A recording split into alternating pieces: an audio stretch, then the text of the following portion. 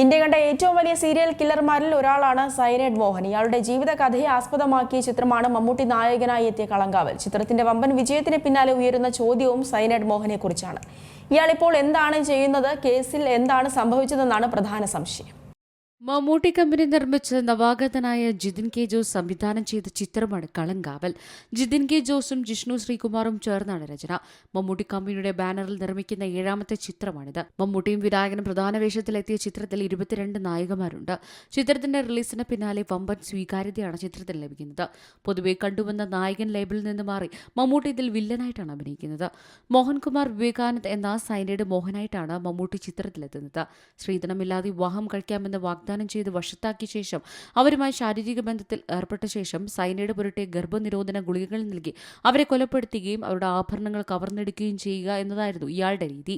കൊലപാതകത്തിന് പുറമെ ബാങ്ക് വായ്പാ തട്ടിപ്പ്, വ്യാജരേഖ നിർമ്മാണം തുടങ്ങിയ കുറ്റകൃത്യങ്ങളിലും ഇയാൾക്ക് പങ്കുണ്ട്. സൈനൈഡ് മോഹൻ ദക്ഷിണ കന്നഡയിൽ നിന്നുള്ള ഒരു പ്രൈമറി സ്കൂൾ കായിക അധ്യാപകനായിരുന്നു. 1980 മുതൽ 2003 വരെ ഇയാൾ ഈ മേഖലയിൽ പ്രവർത്തിച്ചു. 2009 22 വയസ്സുള്ള അനിതയെ കാണാതായ സംഭവം പോലീസ് അന്വേഷിച്ചു വരികയായിരുന്നു. അവിടെ ഫോൺ കോളുകൾ പരിശോധിച്ചപ്പോൾ അനിതയ്ക്ക് കാണാതായ മറ്റൊരു പെൺകുട്ടിയുമായി ബന്ധമുണ്ടെന്ന് കണ്ടു. തുടർന്ന് നടത്തിയ അന്വേഷണത്തിൽ ഈ മൊബൈൽ ഫോൺ ഉപയോഗിച്ചിരുന്ന മോഹൻകുമാറിലേക്ക് അന്വേഷണ സംഘം എത്തുന്നത്. 2009 അറസ്റ്റിലായതേ തുടർന്ന് 2 വർഷം നീണ്ട വിചാരണയ്ക്ക് ശേഷം 2013 അനിതയെ കൊലപ്പെടുത്തിയ കേസിൽ കുറ്റക്കാരനാണെന്ന് കണ്ടെത്തി ഇയാളെ കോടതി വധശിക്ഷയ്ക്ക് വിധിച്ചു.